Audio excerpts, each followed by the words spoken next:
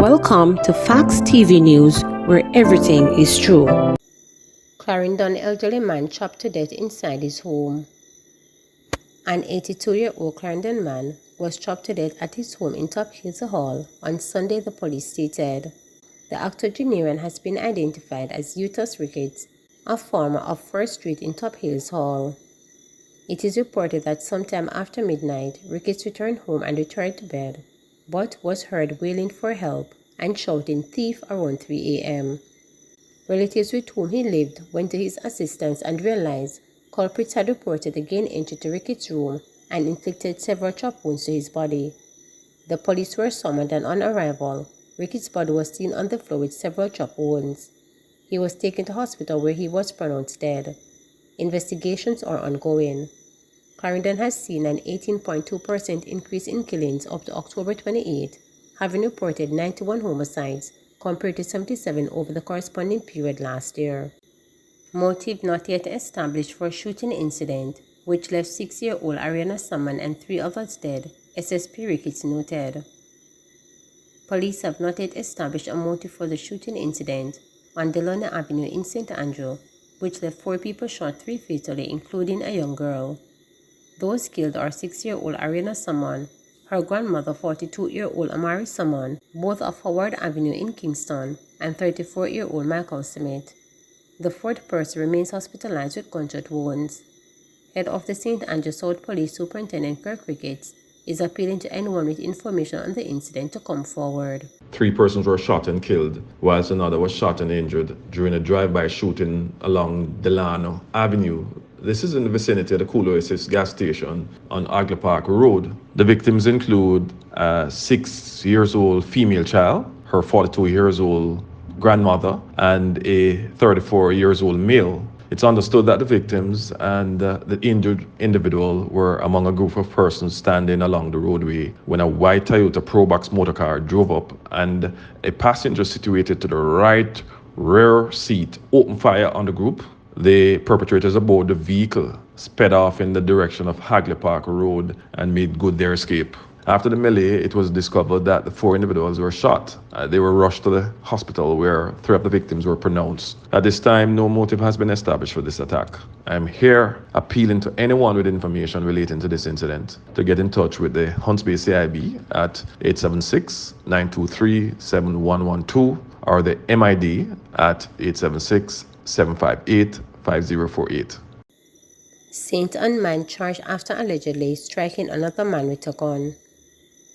A 27-year-old man was charged with possession of a prohibited weapon and assault occasioning actual bodily harm after he allegedly struck another man with a gun last Wednesday.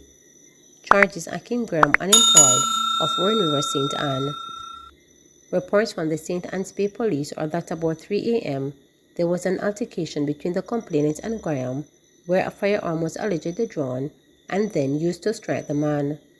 The man made a report to the police, and Graham was taken into custody and charged after a question and answer session. His court date is being finalized. Former worker at Portmore Supermarket pleads guilty to theft of groceries. A former employee of a supermarket in Portmore, St. Catherine, has pleaded guilty to the theft of $65,000 worth of groceries. Andrew Bailey, 27, of Waterford in Portmore, admitted to the crime on Friday and was remanded for sentencing in the parish court on November 24 for larceny as a servant. Sentencing is to be handed down by Senior Parish Judge Justice Desiree. The court heard that on October 9, Bailey was at work when he used a box to conceal a quantity of sausages, beans, and other grocery items and sneak it past a cashier without paying. He was held by an alerted supervisor. The police were called and Bailey was arrested and charged. Agriculture Minister Floyd Green to table amendments to Agricultural Produce Act this month to clamp down on predatory larceny. Agriculture Minister Floyd Green says he intends to table amendments to the Agricultural Produce Act this month to clamp down on predatory larceny. Mr. Green noted that predatory larceny has been the biggest barrier to the small remnant industry, but the government will not allow criminals to continue to stunt the sector's growth. He explained that the amendments will, among other things, seek to enable harsher penalties for those who commit predatory larceny. While the government works to tackle the issue from a legislative perspective, Mr. Green said cops will continue their efforts to apprehend those who threaten the livelihoods of the nation's farmers. So we are not laying down, we're moving to do things about it. On the policy legislative side, I do intend to table this month in Parliament amendments to our Agricultural Produce Act, which will make it more difficult for people to transport and exchange and treat with stolen property. You know, one of the difficulties that we've had over the time is that the punishment has been much too low and has not been a deterrent for those who go to thief from others. And as such, we're going to make some changes to that. And once we make some changes to that, we have to ensure that the police are doing their work in apprehending these criminals, and that when they go before the court, that they get the full extent of the law. We have to show that prayer larceny is a more serious offense. Education Minister and JCF to stage Anti-Gang Week. The Ministry of Education and Youth, through its Safety and Security in Schools unit, will be observing Anti-Gang Week 2023 from November 5th to 11 under the theme Gang No Cool, Stay in School.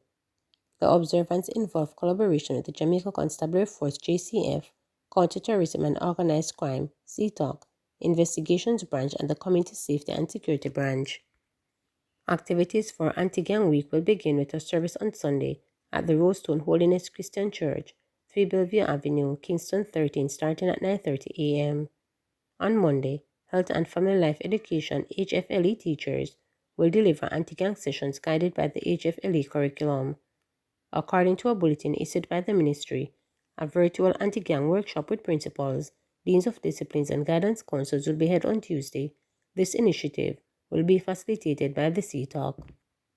Restorative justice practice training sessions will also be conducted in 2 high schools and 6 primary schools on November 7. In addition, the Safety and Security Unit in the ministry will coordinate and execute a virtual anti-gang town hall meeting from 5 p.m. to 7 p.m. on Wednesday.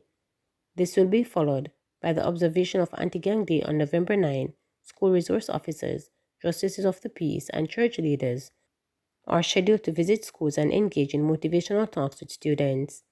On Friday, schools will host special devotion and reading anti-gang messages. An anti-gang concern is also scheduled to be held at the Denham Town High School in Kingston, commencing at 10 a.m. This week's activity will culminate with another church service on Saturday at the Savannah Lamar Seventh-day Adventist Church, 18 Lewis Street, starting at 10 a.m. School administrators are encouraged to ensure that their institutions are actively engaged in the week of activities. Please remember to subscribe, like, share, and click the notification bell